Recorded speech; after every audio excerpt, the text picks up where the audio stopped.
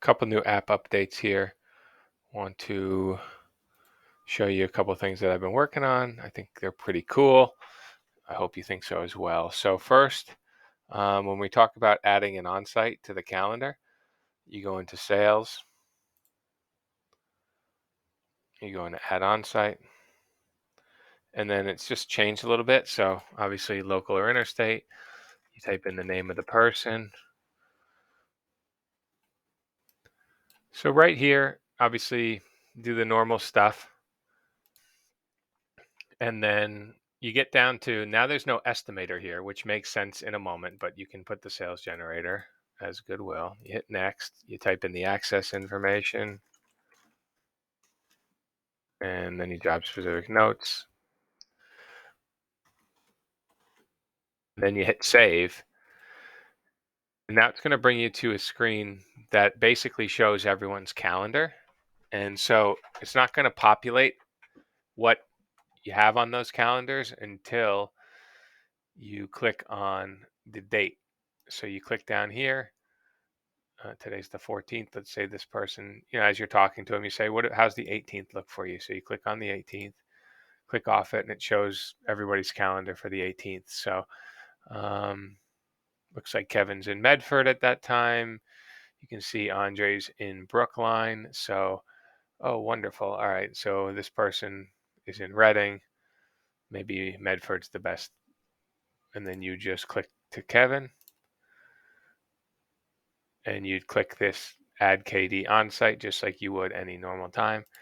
And that's going to add this job to his calendar.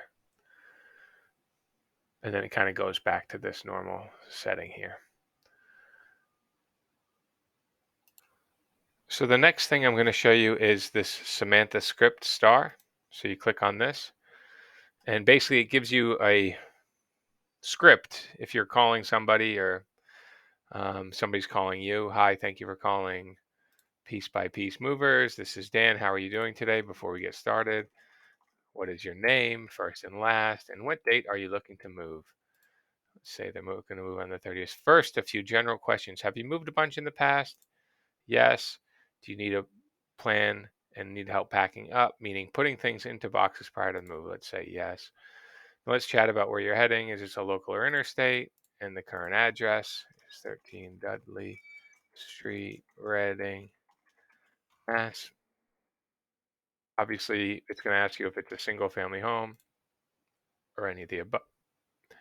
At this point, do you have a destination address? Yes. What is the exact destination? Let's say it's 90 Blueberry Hill Road, Woburn, Mass. And it sort of brings you on a thing, because if it's a 2-bedroom apartment, it's going to ask if you have an elevator.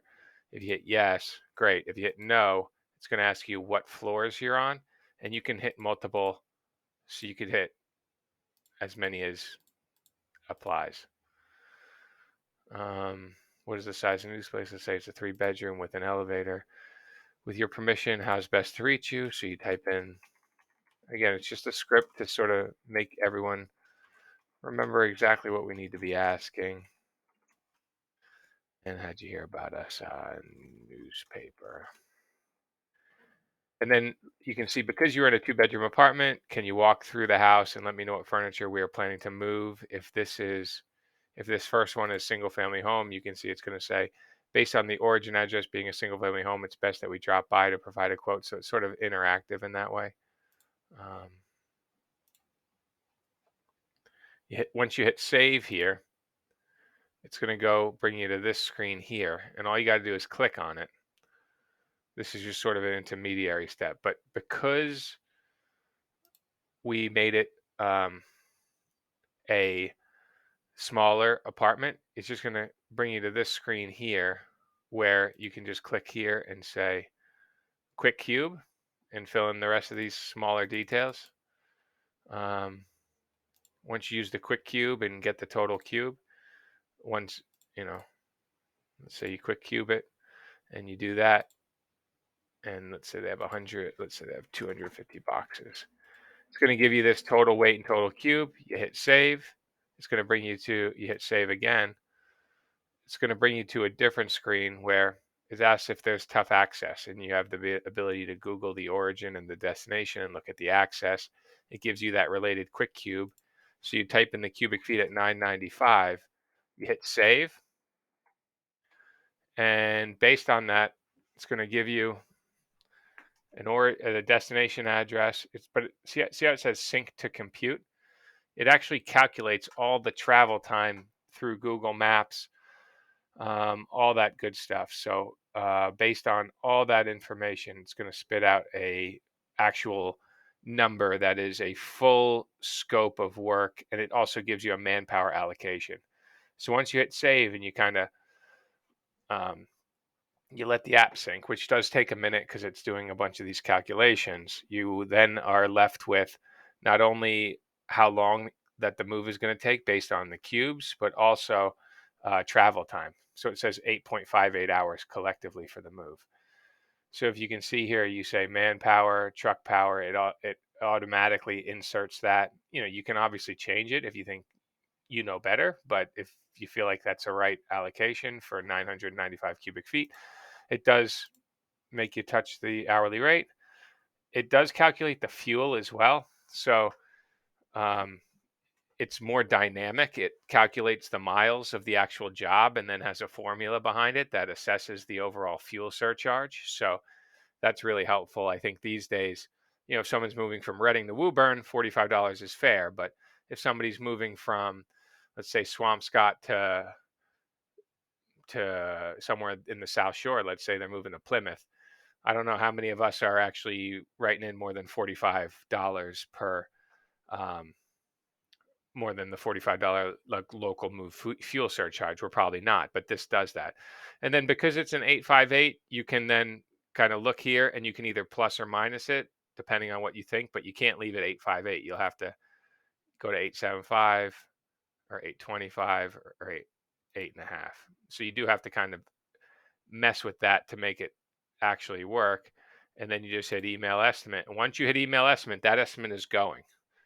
It's not going to ask you to save. That estimate is going. So you want to make sure that you are all squared, and you can add the overnight holds as well. And then that is how that's working. Now you can get to this screen without going through the script by just going to quick quote form right there.